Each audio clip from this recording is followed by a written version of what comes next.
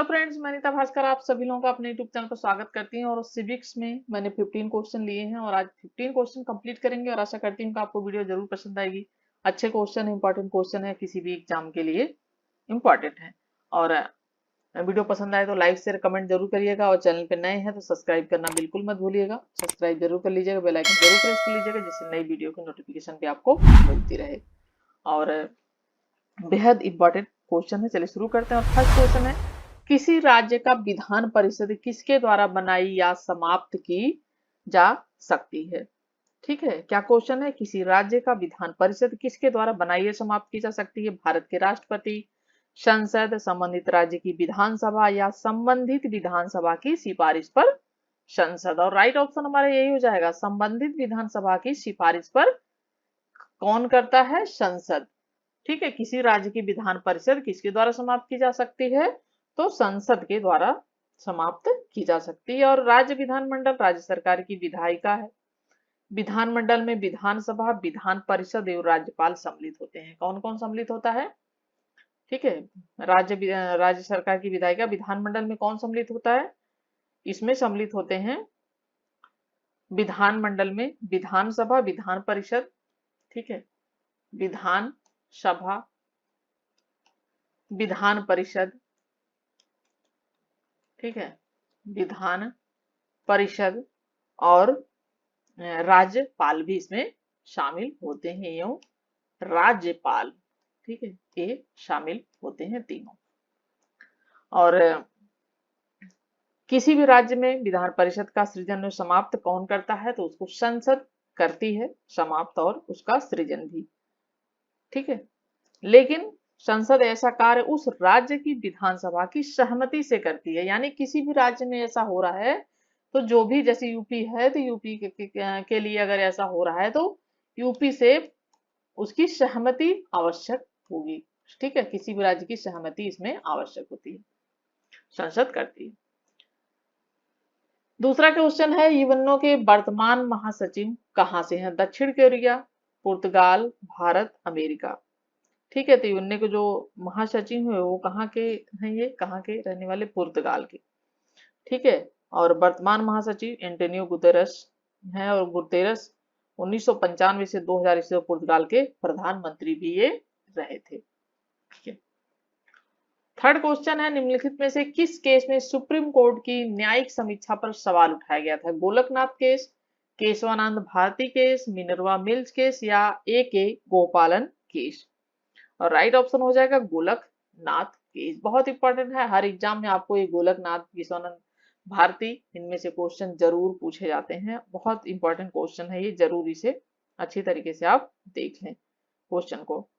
ठीक है, तो जो भारतीय संविधान ने सर्वोच्च न्यायालय या उच्च न्यायालय को न्यायिक समीक्षा का अधिकार दिया है, संविधान ने, भारतीय संविधान ने, तो सर्वोच्च न्यायालय द्वारा निम्न वादों में न्यायिक समीक्षा का उपयोग किया गया है। पहला गोलकनाथ, ठीक है, गोलकनाथ वाद, ये है 1967, जो है 67। ठीक है, कई बार क्रम भी लगाने के लिए दे देता है। दूसरा बैंक राष्ट्रीयकरण मामला था, बैंक राष्ट्रीयकरण मामला, ये 1970 ईस्वी। ठीक है, फिर तीसरा प्रीवियस उन्मूलन मामला, ये 1971। फिर चौथा केशवानंद मामला, केशवानंद, ये 1973, 1973। उसके बाद पांचवा मिनर्वा मिल्स, ठीक है, मिनर्वा मिल्स, ये है 1980। ठीक है, ये इनके तो सुप्रीम कोर्ट की न्यायिक समीक्षा पर सवाल उठाया गया था और ये है गोलकनाथ केस। फोर्थ क्वेश्चन, निम्नलिखित में से कौन सी फांसीवाद की एक विशेषता नहीं है? एक व्यक्ति के तानाशाही में विश्वास, अंतरराष्ट्रीयवाद का विरोध, लोकतांत्रिक संस्थान में अविश्वास या व्यक्तिवाद में विश्वास। तो क्या पूछा है कि निम्नलिखित में से कौन सी फांसीवाद की एक विशेषता नहीं है? और राइट हमारा ऑप्शन हो जाएगा व्यक्तिवाद में विश्वास। क्योंकि फांसीवाद व्यक्तिवाद में विश्वास नहीं करता है। ठीक है, फांसीवाद तानाशाही सरकार, तानाशाही शासन है जो कि व्यक्तियों को बिल्कुल समर्थन नहीं करता है। उससे मतलब नहीं होता है कि किसी व्यक्ति को लेके उससे कोई फर्क नहीं पड़ता है। ठीक है, वो व्यक्ति को महत्व नहीं देता है, वो राज्य को महत्व देता है। इसलिए व्यक्तिवाद में विश्वास ये सही नहीं है। ये एक व्यक्ति की तानाशाही में विश्वास करता है, अंतर्राष्ट्रीयवाद का ये विरोध करता है, और लोकतांत्रिक जो संशासन है, संस्थान है, उसमें वो अविश्वास करता है। ठीक है, तो जैसे कि इटली का मुसोलिनी और जर्मनी का हिटलर सबसे बड़े उदाहरण है ये फांसीवाद की। ठीक है, जर्मनी का कौन, हिटलर, ये उदाहरण है। और फांसीवाद उदारतावाद का भी विरोधी है, व्यक्तिवाद का भी विरोधी है, अंतर्राष्ट्रीयवाद का भी विरोधी है। और इसका क्या है कि एक राष्ट्र, यह किसमें विश्वास करता है, एक राष्ट्र एक दल, सिर्फ एक दल, दूसरा कोई भी दल नहीं होना चाहिए। एक राष्ट्र एक दल, और इसमें एक नेता, एक नेता, सिर्फ एक नेता, एक नेता, इसका इसमें विश्वास होता है। ठीक है, फांसीवाद का। तो राइट ऑप्शन व्यक्तिवाद में विश्वास। इसके अलावा लेक्चर वीडियो में जो अपलोड करती हूँ उसे जरूर देखें। फांसीवाद, व्यक्तिवाद, उपयोगितावाद, बहुत सारे लेक्चर मैंने करा रखे हैं पॉलिटिकल थिंकर्स की, जो दूसरी वीडियो अपलोड करती हूँ मैं, और वो आप देखेंगे तो आपको अच्छी तरीके से सारे चैप्टर क्लियर हो जाएंगे। चैप्टर वाइज मैं उसे पढ़ा रही हूँ। फिफ्थ क्वेश्चन है, मार्क्स के अनुसार राज्य है दिव्य संस्था, वर्ग शोषण के लिए संस्था, एक सकारात्मक अच्छाई या अस्थाई। ठीक है, तो ये क्या है, ऑप्शन हो जाएगा बी। मार्क्स क्या मानते थे, राज्य को क्या कहते थे कि वर्ग शोषण के लिए क्या है, राज्य एक संस्था है। फिर ये क्या करती है, राज्य ये जो लोगों का शोषण करती है, वर्ग का शोषण करती है। तो कार्ल मार्क्स के अनुसार राज्य शासक वर्ग के हितों को सुरक्षित बनाए रखने तथा अन्य वर्गों को शोषण का सिर्फ एक साधन है, वो सिर्फ अपना हित देखती है, राज्य का हित देती है। और पूंजीवादी व्यवस्था, ठीक है, पूंजीवादी व्यवस्था की ये समर्थक होती है। और ये पूंजीपति, इन्होंने कहा था कार्ल मार्क्स ने, यह पूंजीपतियों का संगठन है और इसका उद्देश्य क्या है, मजदूर वर्ग, जो मजदूर वर्ग है उनका शोषण करना है। ठीक है, तो मार्क्स ने वर्ग विहीन समाज की स्थापना पर बल दिया था कि कोई भी वर्ग नहीं होना चाहिए और सबको समान समझा जाना चाहिए। वर्ग विहीन समाज पर इन्होंने बल दिया था मार्क्स ने। और मार्क्स की जो पुस्तक है इनकी बहुत महत्वपूर्ण, जो इसी पे लिखी थी इन्होंने, दास कैपिटल। ठीक है, इंपॉर्टेंट पुस्तक है, जरूर ध्यान रखें। दास कैपिटल की इनकी रचना है इसी पे, वर्ग शोषण के लिए ऊपर। नेक्स्ट क्वेश्चन देखते हैं। सिक्स क्वेश्चन है, दोहरी नागरिकता की प्रणाली इन जैसे देशों में प्रचलित है, कनाडा और भारत में, कनाडा और ऑस्ट्रेलिया, भारत और यूएसए, स्विट्जरलैंड और अमेरिका। तो कहां पे दोहरी नागरिकता है, और ऑप्शन क्या हो जाएगा, स्विट्जरलैंड और अमेरिका। ठीक है, यहाँ पे स्विट्जरलैंड में और अमेरिका में क्या है, दोहरी नागरिकता है। हमारे यहाँ क्या है, इकहरी नागरिकता है, क्योंकि हम अपने देश के नागरिक हैं, हम भारत के नागरिक हैं। ऐसा नहीं है कि हम यूपी के नागरिक भी हैं तो हम एमपी के भी नागरिक हैं, राजस्थान के भी नागरिक हैं। तो हमारे यहाँ क्या है कि सिर्फ एक ही, वहां पे क्या है, राज्य की भी नागरिकता होती, केंद्र की अलग नागरिकता, तो दोहरी नागरिकता हो जाती है। तो हमारे यहाँ डबल नागरिकता नहीं है, हमारे यहाँ इकहरी नागरिकता की व्यवस्था है भारत में। तो इसमें कौन है, स्विट्जरलैंड और अमेरिका, जहां पे दोहरी नागरिकता को मान्यता दी गई है। ठीक है,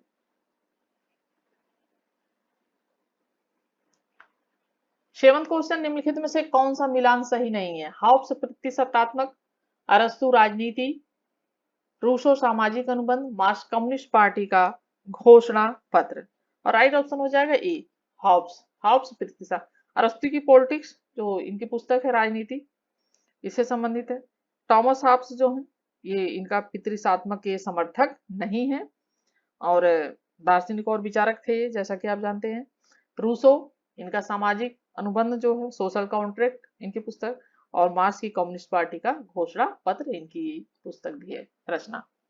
तो ये सभी सही है, लेकिन हाउस की पितृसत्तात्मक ये रॉन्ग है।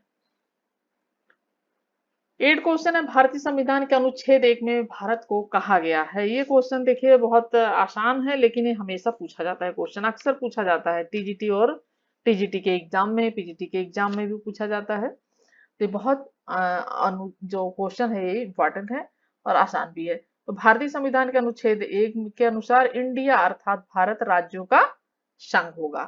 ठीक है, तो भारत क्या है? एक राज्यों का ये संघ है। ऑप्शन ए राइट हो जाएगा। ठीक है, यूनियन ऑफ स्टेट्स। ठीक है, तो ये यूनियन ऑफ स्टेट ये हो जाएगा राज्यों का संघ अनुच्छेद 1 में।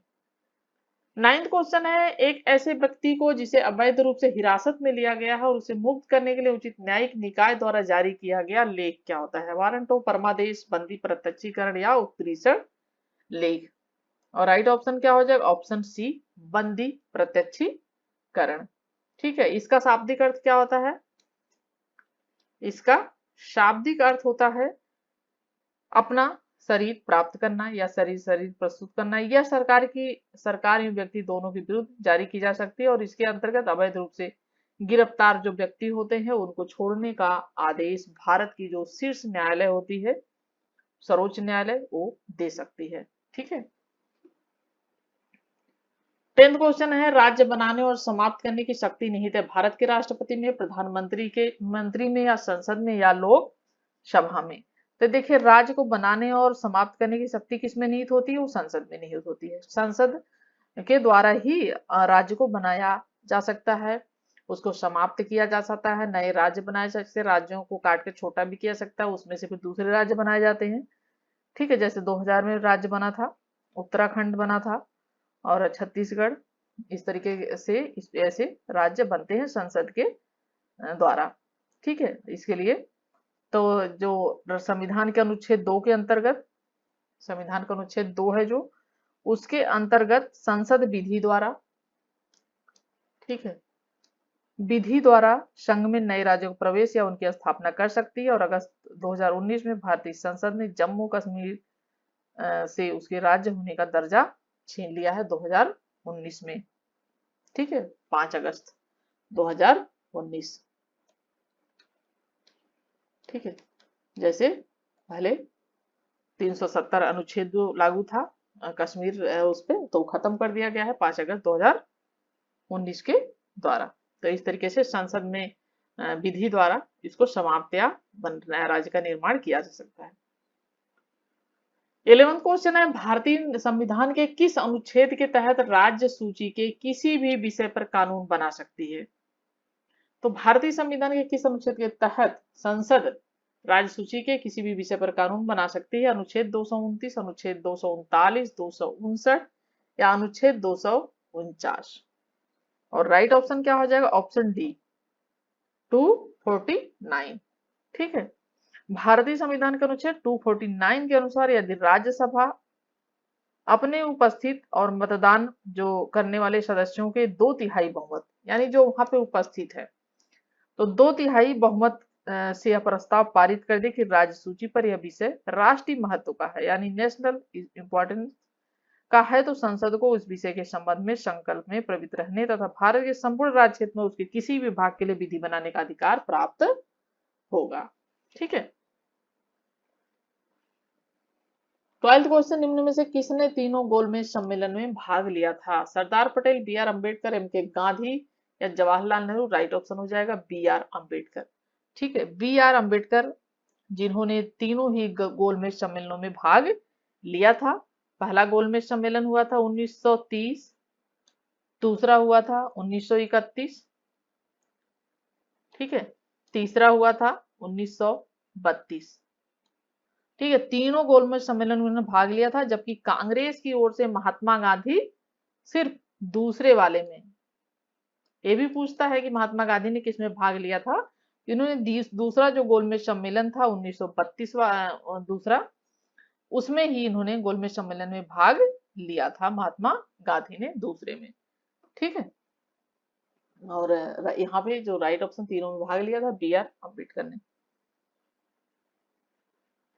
13 क्वेश्चन है, बैठक हेतु विधानसभा के लिए गढ़पूर्ति होगी। सदन की कुल ताकत का आधा हिस्सा सदन के कुल सदस्यों से 2/3, सदन के कुल सदस्यों में से 1/10 या 10 सदस्य।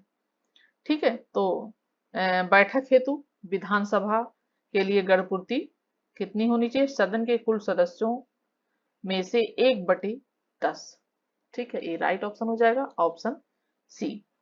ठीक है, विधानसभा या लोकसभा की बैठक हेतु गणपूर्ति का होना भी आवश्यक है, और बिना गणपूर्ति के विधानसभा की जो कार्यवाही होती है वो संचालित नहीं की जा सकती। ठीक है, बिना गणपूर्ति के विधानसभा की कार्यवाही जो होती है वो संचालित नहीं की जा सकती, और गणपूर्ति के लिए विधानसभा के 1, ठीक है, बटे 10 जो सदस्य होते हैं वो उनकी उपस्थिति क्या होती है? आवश्यक होती है।